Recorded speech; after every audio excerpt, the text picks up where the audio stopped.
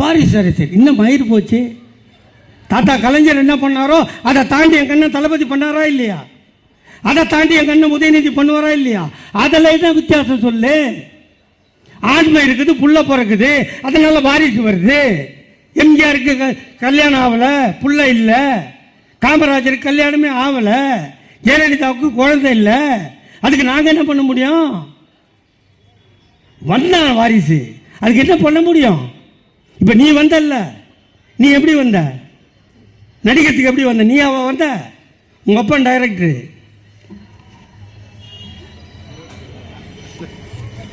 Open director, அவனை வச்சு தான் நீ வந்த. இப்போ உன் பல்ல என்ன பண்ண போகிறான்? டைரக்டர் தானே பண்ண போகிறான். நான் என்ன சொல்கிறேன், நீ வந்தா நீ என்ன பண்ணுவேன்னு சொல்லு.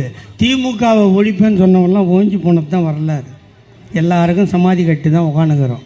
ஒரு நேரத்தில் ஐயா கலைஞரை பார்த்து சொன்னானுங்க, உங்கள் தாத்தாவுக்கு உடம்பு சரியில்லையாமல் நாளைக்கே செத்துருவாராமேன்னு ஒருத்தன் என்கிட்ட வந்து.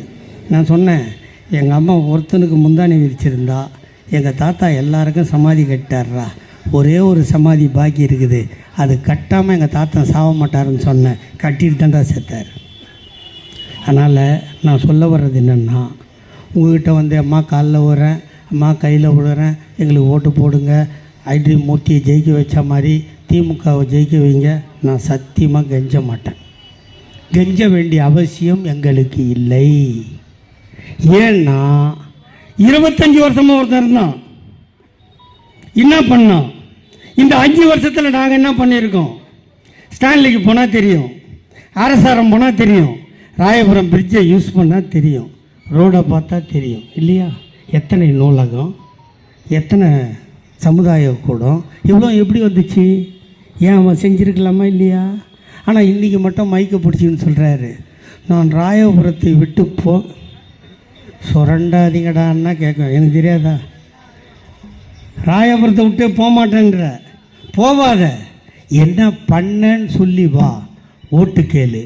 நான் சொல்வது இங்கே நாற்காலி போட்டு அமர்ந்திருக்கின்ற என் தாய்மார்களை மட்டும்தான் நான் சொல்லுவேன். இந்த நாற்காலி போட்டு நீங்கள் அமர்வதற்கு காரணம் தந்தை பெரியாரும் பேரறிஞர் அண்ணாவும் முத்தமிழறிஞர் கலைஞரும் எங்கள் அண்ணன் தளபதியும் எங்கள் அண்ணன் உதயநிதியும் தான் காரணம்.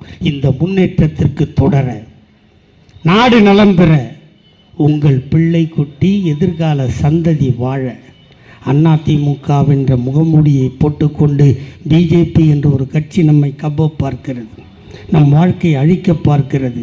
இங்கே பொட்டு வைத்தவர்கள் இருக்கிறோம், சபரிமலைக்கு மாலை போட்டவர் இருக்கிறோம், அதோ எங்கள் தொப்பி போட்டு பாயும் இருக்கிறார்.